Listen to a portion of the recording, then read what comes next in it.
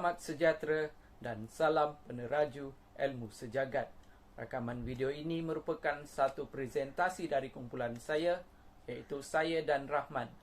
Nama saya Ezra Menzi dengan nombor kad matriks 09DMB20F1027 dan Abdul Rahman bin Anwar nombor kad matriks 09DMB20F1047.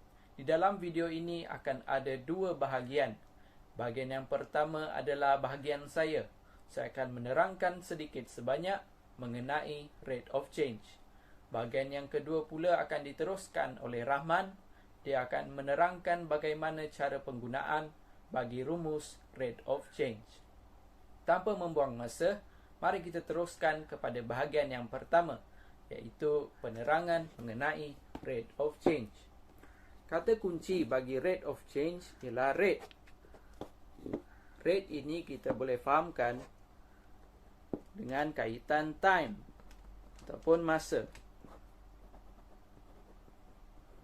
Jadi rate of change ataupun time of change, dalam bahasa Melayunya kita boleh fahamkan ia sebagai perubahan bagi masa. Di dalam bab differentiation kita boleh tulis ia sebagai dt. Untuk pengetahuan semua, rate of change ini ada rumusnya yang tersendiri, iaitu dy per dt sama dengan dy per dx darab dx per dt. dy dan dx adalah satu pemboleh ubah. Ia boleh berubah menjadi dv ataupun dr. Di dalam konteks rate of change, dv ialah volume, manakala dr ialah radius. Bagaimana kita nak aplikasikan rumus ini di dalam soalan seperti dv ataupun dr? Kita tulis saja balik, kita ikut rumus dv, bawa dia dt. Sama dengan langkah yang kita kena buat. Kita tulis dahulu dv. dv per darab tulis dt. dt kita bawa di sebelah. Langkah yang kita kena buat, ingat dv dan dt. dv di atas, dt di bawah, di bahagian yang sebelah dia. Dan di sini ruang kosong ini kita tulis maklumat mengikut soalan yang diberikan. dx sebagai contoh. dr juga sama. dr radius, dt ikut rumus bagi rate of change. Sama dengan apa yang kita kena buat, kita tulis ini dulu. Kita tulis ini dt di sebelah sini. So di dalam soalan ini ataupun di dalam konteks bagi radius, kita tulis dr dahulu darab dt di bawah.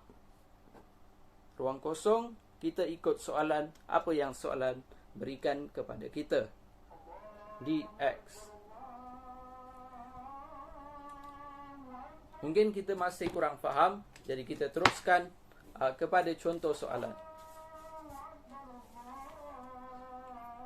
Tutorial 2G soalan 5. The volume of spherical balloon is increasing at a constant rate of 0.05 meter cube per second. Find the rate of increase of its radius when the volume of the balloon is 0.008 meter cube. Soalan berikan kita the volume over rate, time. Jadi kita boleh tulisnya sebagai apa? Kita boleh tulis dia sebagai dv, volume, v sebagai volume, rate ialah time, dt, jadi dv per dt ialah 0.05 meter cube per second. Find the rate of increase of its radius. Soalan hendak kita cari radius. dr, jadi kita tulis dr per dt sama dengan yang kita hendak cari. When the balloon is 0.008 meter cube. So V ialah 0.008 meter cube. Kita keluarkan maklumat, maka kita akan dapat seperti ini.